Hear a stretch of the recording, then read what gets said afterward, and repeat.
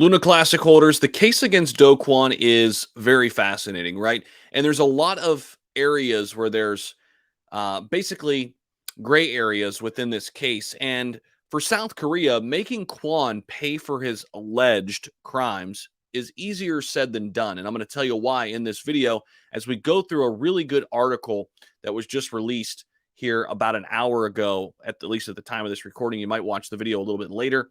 I get up real early and I record a bunch of videos. I go through all the news for about an hour and I pick the biggest stories. So you might see this a little bit later on, but it's still relevant here today because this is the one thing we're looking at right now. Of course, we have the Binance situation and the tax burn coming, which is a positive for Luna Classic. But the one eyesore or gray cloud, if you will, is Kwon. And what's going to happen with this, right? And again, I'm not a hype guy. So if you like real content, I'm going to talk about the good and the bad every single time. So if you don't like me talking about the bad, you only want to hear the good, this isn't the channel for you. But if you want to get real news and real information, this is the channel for you. So hit that subscribe button down below, hit the like button, drop your comments down there. Even if you disagree with me, that's okay. I'm open to it. I'm always open for a healthy discussion. Now, here's what the story is about. Let's jump in and talk about what's going on here with Kwon, because this is the talk of the town right now, aside from the Binance and the burn, right? So for South Korea, making Kwon pay for his alleged crimes, easier said than done. So why? Okay, well, following the issuance of an arrest warrant earlier this week, which came out, and I know some people convoluted that story and said he was already arrested. I never did that on this channel. I said that he was wanted. So I don't know where that came from. But I had heard like about a lot of people said that he was already in jail, blah, blah, blah. That's not the case, at least from the information we have. But the arrest warrant is real. Okay. That came out earlier this week on alleged charges of violating the country's Capital Markets Act. The Seoul Southern District Prosecutor's Office might also look to level charges of fraud with intent, a member of the team told Forecast. Now, the effectiveness of such an arrest is kind of murky. Okay, without the involvement of the Interpol, as Kwon is believed to continue to live in Singapore. So that makes things a little bit more complicated. So this is a quote from a prosecutor at the Seoul Southern District Prosecutor's Office. This is what he told Forecast. We don't know if it will be one offense or two, but we will not stop the investigation.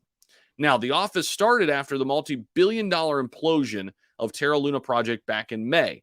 Of course, a group of investors who lost millions of dollars filed a lawsuit against the developers of the project on a multitude of charges, including fraud. Terraform Labs spokesperson declined to comment on the charges that face Kwon, while Kwon himself has not responded at all to Forecast queries via text message.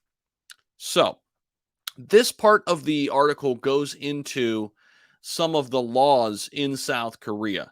So South Korean prosecutors also asked the Ministry of Foreign Affairs to cancel Kwon's passport, though it was not immediately known whether he possessed passports issued by other countries, notably from countries that allow the purchase of a second passport through investments. Now, that obviously didn't work because he's living in Singapore. At least he's said to be living in Singapore. So, Terra CEO Do Kwon faces illegal alien status in Singapore as Seoul cancels passport. Well, that may be a tall order, as under South Korean law, prosecutors will need to prove intent to commit fraud for charges to be accepted by a court of law. Blockchain and crypto law attorney said this from Seoul. And in the case of the South Korean prosecutors, they would need to do a lot here. They would need to cross-examine Kwon and his associates, along with access to internal emails, chats, and communications of Terraform employees to prove any intention to commit fraud. Now, the probability of doing that would be higher if the prosecutors can get custody of Kwon through the arrest warrant for the securities violation. So basically, they're looking to get him on two different accounts, but the first is imperative, and that's actually getting him on the arrest warrant for the securities violation. But again, way easier said than done now that Kwon lives in Singapore.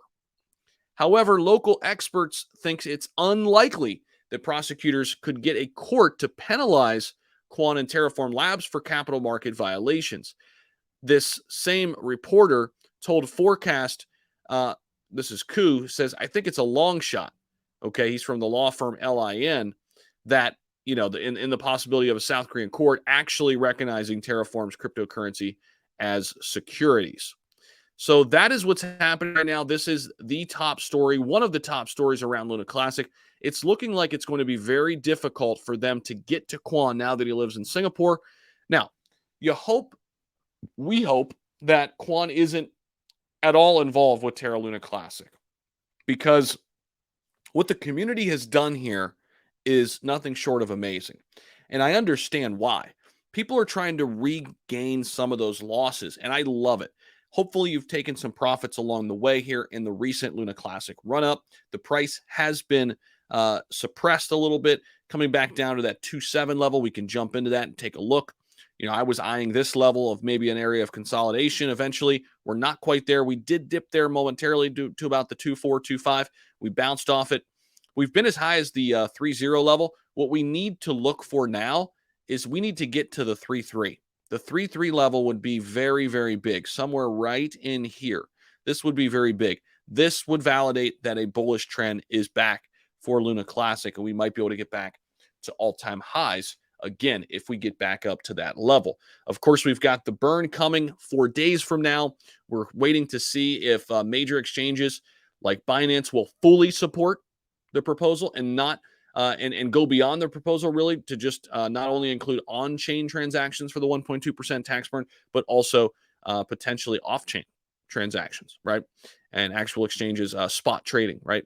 So that's what's happening with Luna Classic. Hopefully you like this perspective. I'm just bringing you up to speed on all the news and information that's out there right now. Again, not a hype machine, not a hype channel, just bringing you up to speed on the real things happening with Luna Classic. If you appreciate that, smash the like button down below, share this video with a friend. Don't forget to subscribe to the channel. I'm here every single day bringing you the latest. Thanks so much. Bye.